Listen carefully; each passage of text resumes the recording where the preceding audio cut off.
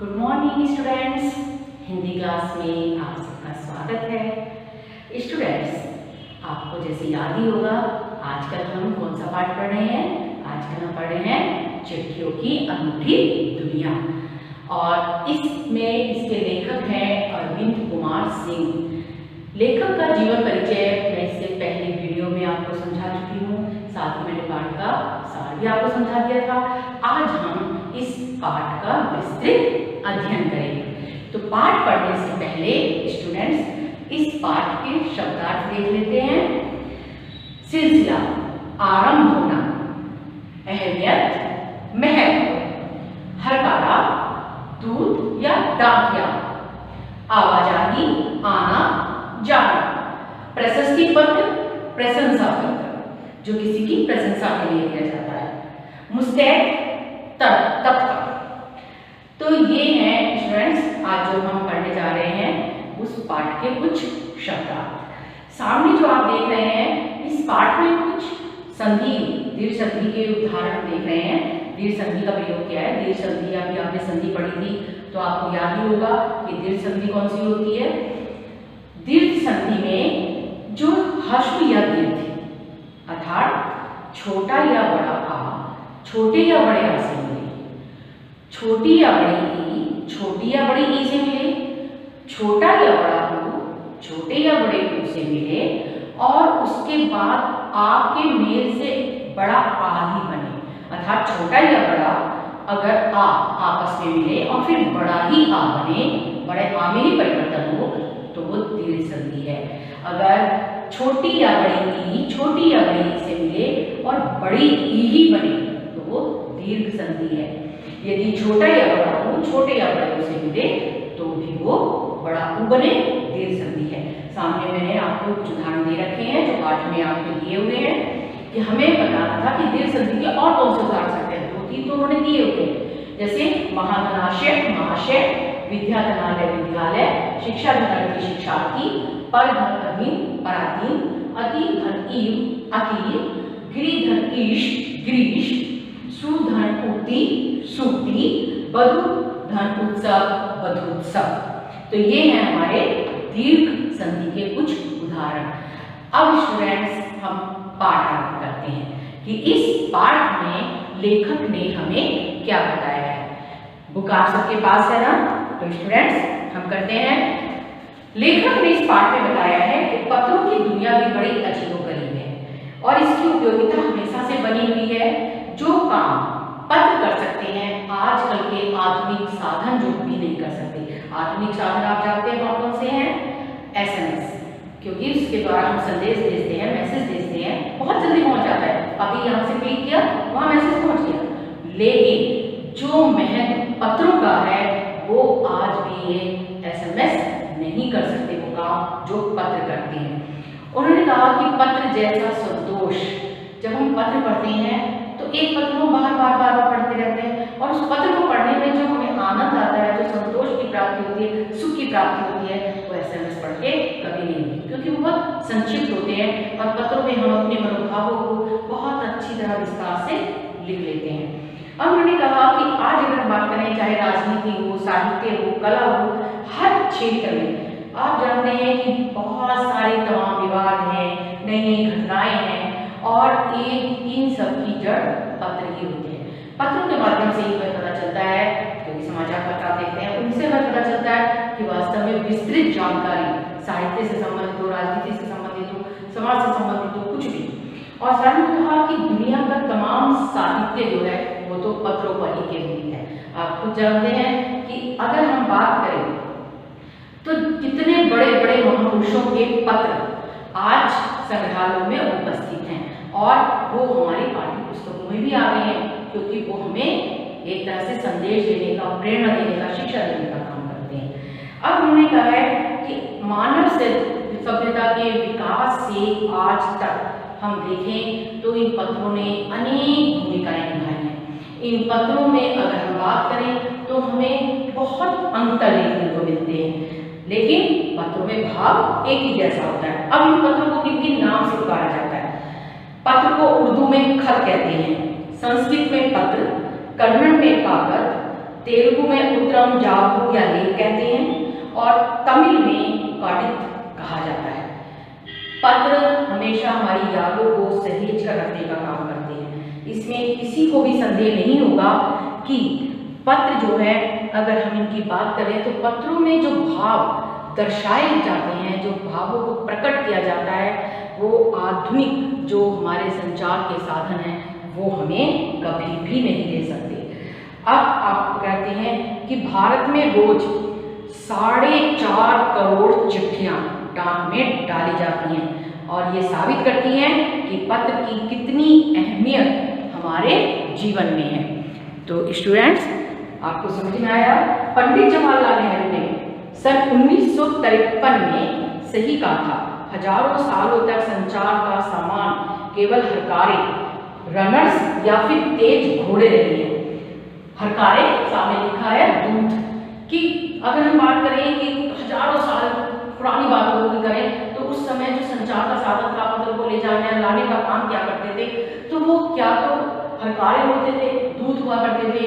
वो दूत एक जगह से दूसरे देशों में जाते थे और वहां जाके पत्रों को या भी जो भी संदेश होता था वो उनको पहुंचाते थे। या फिर ये काम घोड़े भी करते थे, क्योंकि घोड़ों के माध्यम से भी ये इधर से उधर जाया जाता। लेकिन अब आज अगर हम बात करें तो इनकी जगह किसने ले ली है? इसकी जगह ले ली है ज्यादातर कार्य व्यवस्था ने। और अगर हम कहें तो वहाँ जो है यातायात के साधन भी इतने बढ़ गए हैं कि अब इन पत्रों की आवाजाही बहुत सरल हो गई है। रेलगाड़ी के माध्यम से, बसों के माध्यम से, यान के माध्यम से पत्र इधर से उधर पहुँचाए जाते हैं। यहाँ तक कि आप जानते हैं कि अब केवल अपने देश में नहीं बल्कि विदेशों तक में भी बहुत जल्दी आपकी सूचना वहाँ तक या आपका संदेश वहाँ तक पहुँच जाता है, क्योंकि यहाँ संचार के अब इतने आधुनिक साधन हमारे देश में या पूरे संसार में उपस्थित हो गए हैं। आगे उन्होंने कहा है कि पिछली शताब्दी में पत्र लेखन एक कला के रूप में लिया गया था। डाक व्यवस्था के सुधार के साथ पत्रों को सही दिशा देने के लिए विशेष प्रयास किए गए। अब वो प्रयास क्या किए गए थे कि संस्कृति विरासत के लिए स्कूली पाठ्यक्रमों में अर्थात पत्रों को रखा गया। आप जानते हैं आज भी स्टूडेंट्स आपको पत्र लेखन जो है वो सिखाया जाता है कि सुंदर पत्र हम कैसे लिख सकते हैं, तो ये आपको आज सिखाया जाता है। तो पत्रों को लिखना एक कला है कि हम किस तरह से उसका प्रारूप बनाते हैं, कौन कौन से शब्दों का हम चयन करते हैं सुंदर पत्र लिखने के लिए, कि जब हम अपने भावों को लिखते हैं तो दूसरे तक हमारे भाव उसी ढंग से पहुंचे जैसे हम व्यक्त करना चाहते हैं। तो पत्र लेखन एक कला है और इसी कला को सिखाने के लिए पाठ्यक्रम में इसे शामिल किया गया है। और अब लेखक का कहना है कि विश्व डाक संघ की ओर से 16 वर्ष से कम आयु वर्ग के बच्चों के लिए पत्र लेखन प्रतियोगिताएं भी आयोजित की गई और ये कब हुआ था? 1972 में, 1972 में शुरू किया गया था। और इसमें था कि बड़े बड़े शहरों महानगरों में संचार साधनों का तेज विकास हुआ और इनमें जो विद्यार्थी भाग लेते थे, जो भी अच्छा पत्र लिखते थे, पत्र लेखन प्रतियोगिताएं होती थी तो उनको पुरस्कृत भी किया जाता था। और आप जानते हैं कि उसके लिए उनको जहाँ तक पुरस्कार देने के लिए दिल्ली वगैरह बुलाया जाता था। तो ये इस तरह से लोगों में क्या था कि अच्छे पत्र लिखने की जिज्ञासा, अच्छे पत्र लिखने की जो एक तरह से शिक्षा जो थी वो उनको मिली, प्रेरणा मिली और उन्होंने अच्छे पत्र लिखने शुरू की। तो केवल अच्छे पत्र लिखने के लिए ही विश्व डाक संघ ने ये योजना चलाई थी कि सबको अच्छी तरह से पत्र लिखने आ जाए। आगे लेखक का कहना है कि जहां तक पत्रों का सवाल है, अगर आप बारीकी से उसकी तह में जाएं अथवा उसकी जड़ में जाएं तो आपको ऐसा कोई नहीं मिलेगा जिसने कभी किसी को पत्र ना लिखा हो। आप चाहे कुछ भी हैं, बेशक हम ये कहते हैं कि आजकल SMS मोबाइल ने ये सब कुछ जगह ले ली है, लेकिन फिर भी आप जानते हैं सबसे ज्यादा पत्र लिखे जाते हैं। अगर हम बात करें तो मैंने जैसे आपको सामने बताया था, अगर नौकरी के लिए कहा जाए तो उसमें सबसे ज्यादा पत्रों का ही प्रयोग किया जाता है। अगर हम ये कहते हैं कि अगर हम व्यापार की बात करें तो उसमें सबसे ज्यादा पत्रों का प्रयोग किया जाता है। और आप जानते हैं आज भी चिट्ठियाँ जो है राखी वगैरह भेजने में जो बहनें राखी बांधने नहीं जा पाती, वो अपनी राखी के साथ भाई को पत्र भेजती हैं। तो सबसे ज़्यादा आप तो रक्षाबंधन पे सबसे अधिक पत्र जो है वो डाक में डाले जाते हैं। तो पत्रों का सिलसिला कम नहीं हुआ है, बेशक कितने संचार के साधन हुए, लेकिन पत्र आज वही महत्व रख रहे हैं जो पहले रखा करते थे। हाँ, डाक जो सेवा है थोड़ी सी अब, क्योंकि पहले तो जो भी डाक व्यवस्था होती थी बहुत ज़्यादा उनके लिए कार्य करना मुश्किल हो रहा था, बहुत ज़्यादा पत्र, लाखों करोड़ों पत्र इधर से उधर जाया करते थे। थोड़ा सा कम जरूर हुआ है, लेकिन अब भी बहुत सारे आप देखते हैं कि कुछ इतने काम हैं जो सिर्फ पत्रों के माध्यम से ही किए जा सकते हैं। अब हमने कहा कि हमारे सैनिक, जैसे मैंने बताया था, हमारे सैनिक हर जगह उपस्थित रहते हैं। बॉर्डर पर अगर बात करें, सीमा पर बात करें, चाहे वो बहुत ही पथरीली रेगिस्तान हो, चाहे वो ऊंचे बर्फ से ढके हुए पहाड़ हो, आज भी वहाँ संचार की व्यवस्था नहीं है। वहाँ मोबाइल और ये सब SMS वगैरह पूछना बहुत मुश्किल होता है। तो उनके लिए उनके परिवार की सूचना या जो भी उनके विभाग की सूचना उन्हें किससे मिलती है, वो पत्रों के माध्यम से ही मिलती है। जो भी सूचना उनके पास आती है उसका माध्यम पत्र ही होते हैं। तो आप पत्र का महत्व किसी सैनिक से पूछना कि जब वो वहाँ हमारे देश की ऐसी जगह पहुँचना भी बहुत ज़्यादा मुश्किल होता है, उस जगह पर वो उपस्थित होते हैं, और जब उनके परिवार का पत्र आता है तो उन्हें कितना संतोष होता है, कितनी खुशी होती है। तो पत्र का महत्व वो अच्छी तरह से समझते हैं। आगे उन्होंने कहा, आज देश में ऐसे लोगों की भी कमी नहीं है जिन्होंने अपने पुरखों की चिट्ठियों को सहेज कर संभाल कर रखा हुआ है। अगर हम इसमें कौन कौन है, बड़े बड़े लेखक, पत्रकार, उद्यमी, कवि, प्रकाशक, सन्यासी, किसान, इनकी पत्र रचनाएं अपने आप में अनुसंधान का विषय बन गई है। अर्थात इन लोगों ने जो पहले पत्र लिखे थे, आज हम जानते हैं वो संग्रहालयों में उपस्थित हैं और उनके ऊपर बहुत ज़्यादा रिसर्च की जा रही है। आज हम देखते हैं उनका, जैसे उन्होंने उदाहरण दिया है, पंडित जवाहरलाल नेहरू जी ने अपनी पुत्री इंदिरा गांधी को जो पत्र लिखा था, वो पत्र आज हम देखते हैं हमारे पाठ्यक्रम में भी शामिल हो गया है। वो पत्र हमें संदेश देते हैं। हर पिता, ऐसा लगता है हर पिता अपनी संतान को मानो वो शिक्षा दे रहा हो, तो वो पत्र जो है वो अब बच्चों को शिक्षा देने के काम आ रहे हैं। अगर उन्होंने अपनी बहन पुत्री को पत्र लिखा ही नहीं होता तो हमें कैसे पता चलता उनके विचार क्या थे अपनी पुत्री के लिए, वो अपने उनके मन में क्या क्या भाव थे। तो एक तरह से ये हमारी विरासत में मिली हुई धरोहर है जो हमें एक तरह से प्राप्त हुई है पत्रों के माध्यम से। और आगे उन्होंने उसी में बताया है कि अगर आप कहें अब्राहम लिंकन ने एक शिक्षक को पत्र लिखा था कि मेरे पुत्र को कैसा बनाइए, हे शिक्षक, मैं आपसे प्रार्थना करता हूँ। आपने देखा होगा, आपके साथ पाठ्यक्रम में शामिल भी है उनकी कविता के रूप में, कहानी के रूप में, कि अब्राहम लिंकन ने अपने पुत्र के लिए शिक्षक से क्या क्या प्रार्थना की थी कि तुम इसके लिए क्या क्या करो जो ये एक सफल नागरिक बन सके। आज वो पत्र आप जानते हैं पाठ्यक्रम में शामिल हो गए हैं, क्योंकि वो हर विद्यार्थी को प्रेरणा देने का काम कर रहे हैं। तो ये सारे पत्र हमें विरासत में मिली हुई धरोहर भी हैं। आगे उन्होंने कहा है कि भारत में आज़ादी के पहले महासंग्राम के दिनों में जो कुछ अंग्रेज अफसरों ने अपने परिवारजनों को पत्र में लिखे, वे आगे चलकर एक महत्वपूर्ण पुस्तक बन गए हैं। उनके जितने भी पत्र थे, क्योंकि वो इतनी दूर रहते थे, पत्र लिखते रहते थे, पत्र इकट्ठे किए गए और बाद में वो पुस्तक में प्रकाशित कर दिए गए। आज वो एक मोटी पुस्तक बन चुके हैं। इन पत्रों ने साबित कर दिया है यह संग्राम कितनी जमीनी मजबूती लिए था। हमें कैसे पता कि वहाँ जो हमारे स्वतंत्रता सेनानी थे उन्होंने क्या किया, या उन्होंने स्वतंत्रता सेनानी में कौन कौन से कष्ट झेले।